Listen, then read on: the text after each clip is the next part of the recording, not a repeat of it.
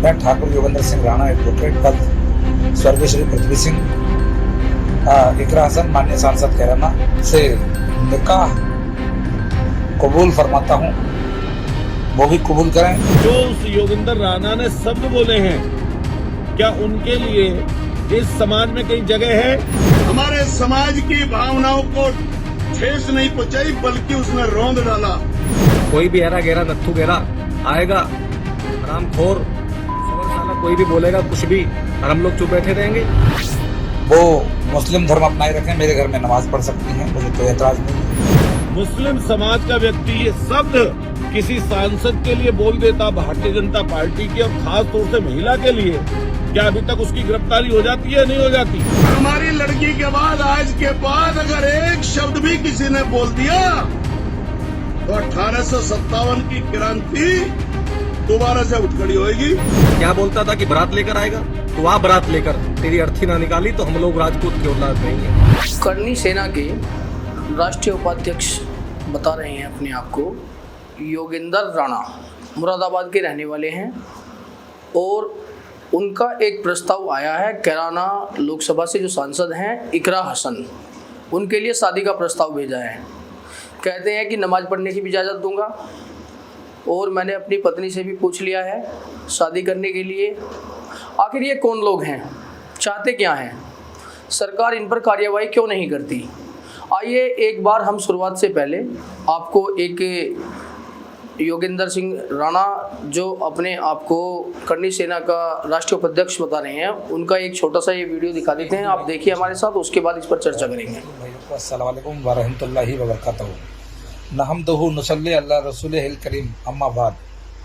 बिस्मिल्लाहिर्रहमानिर रहीम। मैं ठाकुर योगेंद्र सिंह राणा एडवोकेट पद स्वर्गीय श्री पृथ्वी सिंह इकरा हसन माननीय सांसद कैराना बल्द मरहूम मुनव्वर हसन साहब से निकाह कबूल फरमाता हूँ, वो भी कबूल करें। वो मुस्लिम धर्म अपनाए रखें, मेरे घर में नमाज पढ़ सकती हैं, मुझे कोई एतराज़ नहीं है। और बशर्ते मैंने अपनी शर्तें रखी हैं कि अकबरुद्दीन ओवैसी साहब और असदुद्दीन ओवैसी साहब मुझे जीजा कहकर बुलाएंगे, और मैं हिंदू ही रहूँगा, ऐसे ही टीका लगाऊंगा, क्योंकि हमें यही साथ रहना है, हिंदू मुस्लिम भाई भाई। तो मुझे ये निकाह कबूल है। इस तरह की भाषा का मकसद क्या है, आपने सभी ने देखा।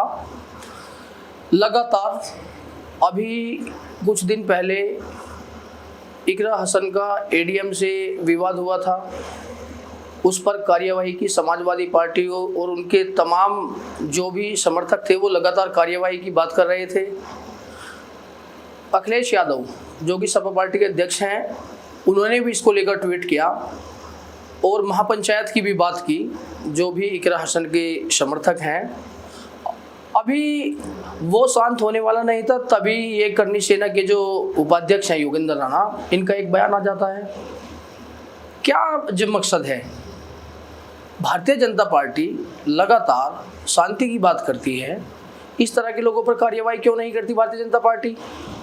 एक अभी करनी सेना के राष्ट्रीय उपाध्यक्ष जो लेट कर कहीं पर जो शब्द उन्होंने बोले, हालांकि तमाम संगठनों ने उनका विरोध भी किया और तमाम लोगों ने कहा कि ये गलत है, लेकिन कोई हमें बता दे, कोई भी सभ्य समाज का आदमी, कि जो उस योगेंद्र राणा ने शब्द बोले हैं, क्या उनके लिए इस समाज में कहीं जगह है? और फिर मैं कहना चाहता हूं, अगर यही शब्द अगर कोई दूसरा व्यक्ति बोल देता, या खास तौर से जो हिंदू और मुसलमान की बात करने वाले लोग हैं, भारतीय जनता पार्टी के लोग, अगर कोई मुस्लिम समाज का व्यक्ति ये शब्द किसी सांसद के लिए बोल देता भारतीय जनता पार्टी की, और खास तौर से महिला के लिए, क्या अभी तक उसकी गिरफ्तारी हो जाती है, नहीं हो जाती? अगर कोई आदमी किसी की भी धार्मिक हिंसाओं को आहत करता है तो उस पर सरकार एनएसए लगाए, बड़ी कार्यवाही करे, लेकिन आपको ऐसा देखने के लिए नहीं मिलेगा, क्योंकि सरकार की मंशा साफ है कि अगर हिंदू मुस्लिम का प्रोपेगेंडा नहीं चलेगा तो सरकार में कैसे आएंगे। बहुत सारे बड़े बड़े चैनल हैं उनके टीवी एंकर लगातार कांवड़ यात्रा को लेकर हिंदू मुस्लिम अभी जो इकरा हसन पर करनी सेना के राष्ट्रीय उपाध्यक्ष खुद को बता रहे हैं, उनको लेकर सरकार बात करना चाहती नहीं है। टीवी एंकर उन पर कोई इतने बड़े सवाल उठाते नहीं हैं।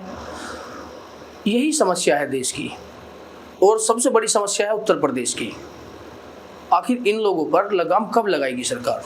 पता नहीं कहां का जिसका नाम योगिंदर राणा है, उसने हमारे समाज की भावनाओं को ठेस नहीं पहुंचाई, बल्कि उसने रौंद डाला, जिसका जवाब देने के लिए मैंने अपनी जिम्मेदारी जरूरी समझी। एक लड़की हमारे समाज की जिसका नाम है इकरा हसन गुजर, जो कि सांसद है, उसके लिए उसने ये बयान दिया कि मैं उस लड़की से शादी करने के लिए तैयार हूं। तो मैं इस बात सुन, इकरा पूरे समाज की बेटी है और सारे समाजों का उसे आशीर्वाद है।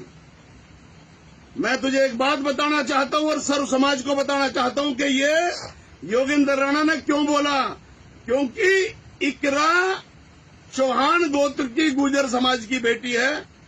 मजहब कोई भी हो, लेकिन बिरादरी वो हमारी है। आज हमें ललकारने का काम हुआ, इसका जवाब देंगे। तो चूंकि 1399 में रुड़की में जोगराज सिंह गुजर, हरवीर गुलिया जाट और धुल्ला वाल्मीकि के साथ इकरा की दादी, इकरा की बूढ़ी मां राम प्यारी जो गुजरी थी, वो उसी के परिवार की ये इकरा है। उन्होंने इस योगिंदर के जो फूफा था, उसके बाबा को पीटकर ये तैमूर लंग को वही धराशायी कर दिया था। उसका बदला लेने के लिए अपने फूफा के बाबा को, जो इकरा की दादी ने मारा था, उसका अपमान करने के लिए इस वजह से योगिंदर ने बोला है। ये तो है बोलने का कारण। अब दूसरी बात मैं बता रहा हूं, तो बेटे तू तो है सेकंड हैंड,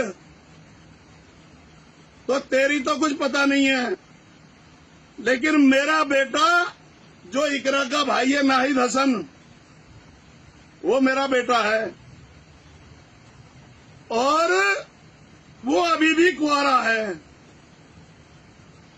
और मैंने इसीलिए उसे कुंवारा रखा हुआ था कि जिस पर इसकी बारात लेकर के मैं योगिंदर राणा की ढोड़ी पे पहुंचूं, या फिर तुम ही आ रहे हो 70 किलोमीटर पहले तुम ही आ जाओ। अपने घर वालों से बात कर ले, मैं अपने बेटे की बारात लेके बता कब आ जाऊं।